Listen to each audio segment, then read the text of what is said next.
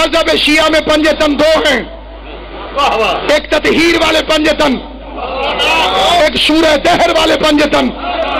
جو جاگ رہا ہے فکرہ کہتا ہوں، تطہیر والے پنجے تن میں مصطفیٰ ہے، سورہ دہر والے پنجے تن میں جناب فضہ ہے. اگر ملکیت کے کاغذوں میں آل محمد غلاموں کا حصہ نہ رکھتے تو بہلول کی جرت کیا تھی بغداد کے چوک میں جنت فروخت کر رہا.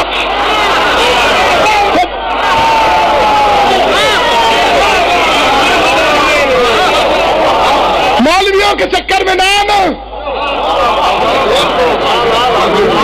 اس موضوع کا کیا نام ہے؟ ککو والے میں میرا ایک مرلہ بھی نہیں. اور میں اعلان کروں حضرات، میں 100 روپے مرلے پہ 100 مرلے بیچنا چاہتا ہوں. اتنی سستی.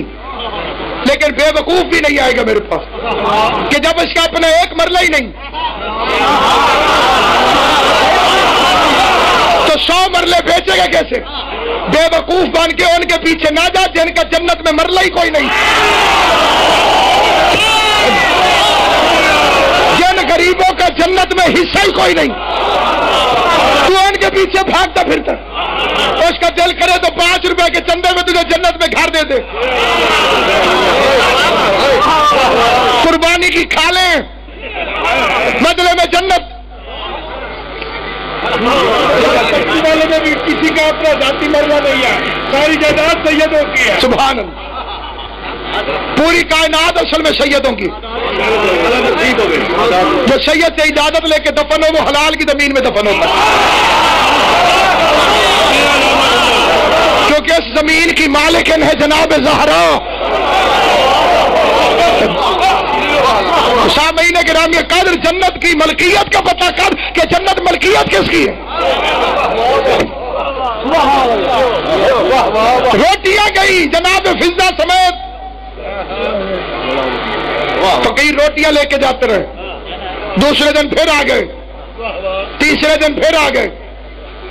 خطیب آل محمد علامہ حضرت سمجھیدی آل اللہ مقامو، سونے کے ساتھ یہ فکرہ لکھو تو حق ادا نہیں ہو سکتا. قبلہ فرماتے تھے 3 دن کی بھوک کی وجہ سے حسنین کی صورتیں اتر گئیں. 3 دن کی بھوک کی وجہ سے، کیونکہ نمک سے افطار کرتے رہے، اپنی روٹیاں فقیر کو دے دی. 3 دن کی بھوک کی وجہ سے حسنین کی صورتیں اتر گئیں. مخدوم صاحب بادشاہ اللہ معذر سمجھادی کا فکرہ پڑھ لو. 3 دن کی بھوک کی وجہ سے، 3 دن کی بھوک کی وجہ سے، 3 دن کی بھوک کی وجہ سے قرآن کی قسم ہے. فکرہ کا قبلہ لطف اتنا ہے، میں روک کے یہ فکرہ پڑھنا چاہتا ہوں. میرے خیال سے بادشاہ سے یہ تشریف فرمائے، بالخصوص جتنے سادات عظام ہیں ان سے دعا لینے کے لیے فکرہ پڑھنا چاہتا ہوں. اجر خان صاحب، 3 دن کی بھوک کی وجہ سے حسنین کی صورتیں اتر گئی. جادی صاحب فرماتے تھے اللہ کی آواز آئی.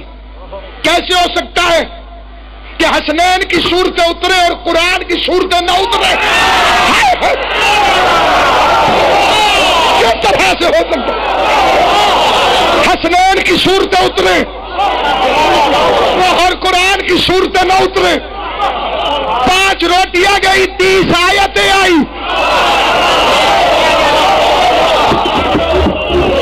میں فکرہ پڑھنا چاہتا ہوں، کھڑا اس لیے وہ آخری بندے کے چہرے کو دیکھو. 5 روٹیاں گئی، 30 آیتیں آئی. ایک آیت کی قیمت کیا ہے؟ ساروں کے موبائل میں تقریباً کیلکولیٹر ہے. ایک کی میں بتاتا ہوں، 30 کی خود لگا لینا. مصر کے بازار کے چوک پر یوسف بک رہا تھا.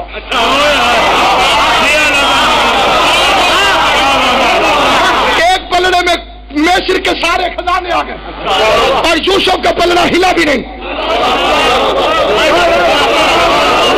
عزیز مصر کو شرم آئی، اس نے رونا شروع کیا. روتے ہوئے پر تاریخ گواہ ہے، نبیوں کو جلدی رحم آتا ہے. ادھر وہ رویا، ادھر یوسف نے قریب بلایا. قریب بلا کے فرمایا روتا کیوں ہے؟ اس نے کہا تجھے خریدنا چاہتا ہوں، پورے مصر میں میری توہین ہو جائے گی. بادشاہ مصر ہوں، عزیز مصر ہوں، سارے خزانے رکھ دیے، ایک دمڑی بھی میرے خزانے میں باقی نہیں رہی اور میں تجھے خرید نہیں سکا.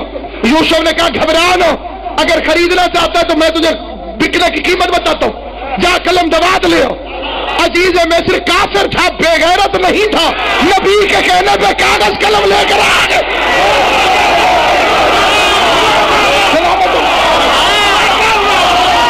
عزیز مصر کافر تھا، بے غیرت نہیں تھا، نبی کے کہنے پہ قلم بھی لے آیا، دوات بھی لے آیا. نبی نے لکھا بسم اللہ الرحمن الرحیم. پتہ نہیں بسم اللہ میں کون سا نکتہ چھپا ہوا ہے.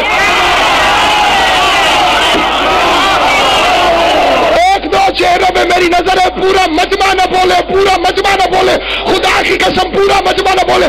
یہ دو چار افراد بول پڑے میری محنت وصول ہو جائے گی. پتہ نہیں بسم اللہ میں کون سا وزنی نکتہ چھپا ہوا ہے جس کے سامنے نبوتیں ہلکی ہو جاتی ہے. کیونکہ بسم اللہ والا پلڑا جھک گیا.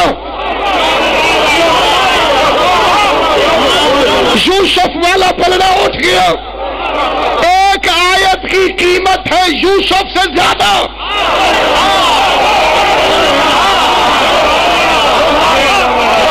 یہ آیت یوسف کے برابر نہیں آئی.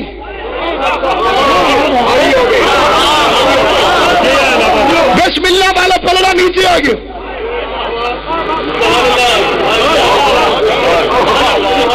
ایک عیسائی نے شیعہ عالم سے کہا واہ جی واہ، تمہارا بھی غائب ہمارا بھی غائب، تمہارا زمین پہ ہمارا آسمان پہ، زمین آسمان کا فرق ہے.